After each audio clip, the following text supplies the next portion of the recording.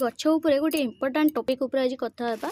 तो गछ साइड देखिए एबे बहुत मात्रा एमती केचड़ी होची, छोट छोट केचड़ी से गुडा गोटे प्रकार गछ फंगस लगाती। छोट छोट जदि केचड़ी आपण गछ मूल एमती होची बा माटी जदि आपण गछर जो माटी से जदि एमती केचड़ी सब लाखिकी रहुची तो माने माने जहाँ भी कले आपण जदि दूर होनी से केचड़ी तो कौन करेंगे से गछ को छाड़ी के हलदी गुंड एमती छींची देवे।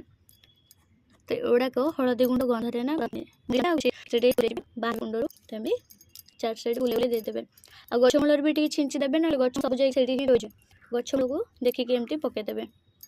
तो से केचड़ी गुड़ा सब बाहरी जीव से गोटे प्रकार बैक्टेरिया टाइप रहा लगी था आम गचरे आटा धीरे धीरे करके बाकी गचर फंगस लगे देदी मैंने कौन कहले बाकी गचर भी केचड़ी हो देखिए।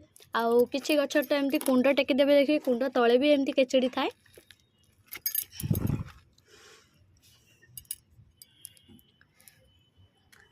बाकी गछ सबुतरे भल अच्छे मैंने ग्रोथ ठीक अच्छी आ केचड़ी भी एत ना गोटे दुईटा गचर एमती थिला तो सबुतरे हलदी गुंड ही पकई देछि आउ से सब गचर बाहरी जाइए। आउ ए गोटाक गछ थिला भाविली आपन सहित भी यहाँ सेयार करी कहीं ना ये वर्षा टी अदिनिया जो हो जाऊँगी ना माटी ओदा जो केचड़ी बहुत लगुच तो से गछ काले नष्ट हो भाविली आगतुरी आपण सहित सेयार करदेवी।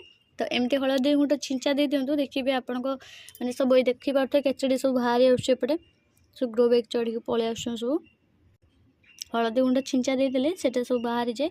देख ये गोटे बाउंस चढ़ी पलि आसला देख देखो आपको क्लियर देख कि सब बाहरी आसबे एमतिया है कि तो से हलदी गुंड छिंची दिंतु देखिए आपण गछ पूरा रेडी हो।